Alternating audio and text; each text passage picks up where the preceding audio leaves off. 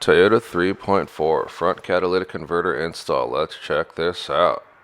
Alright, there's the front cat. And why am I looking at that sway bar? Because you're going to disconnect it.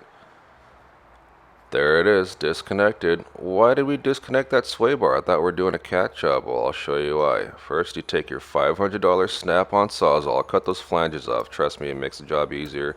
Now with that sway bar down, you could sneak that Sawzall blade in between that O2 sensor and that cat. Why don't we just unbolt it? Those nuts up there will ruin your frickin' day. Trust me, they'll seize up and break the studs. Don't do it. With zero effort, boom, 2 cuts. That catalytic converter comes off. Now, we looked to see if it was still whole. It looked whole. Sometimes they're broken up. Now look through the pipe to see if the rear catalytic converter hasn't been damaged either. Looks good.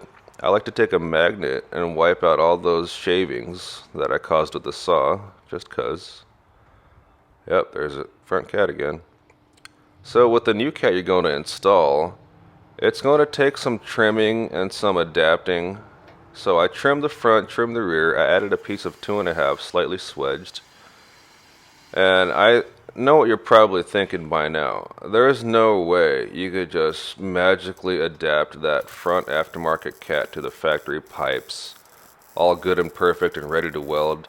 But I've done this so many times that even my shit jobs look pretty okay. Don't forget to reconnect that sway bar and shut off the check engine light.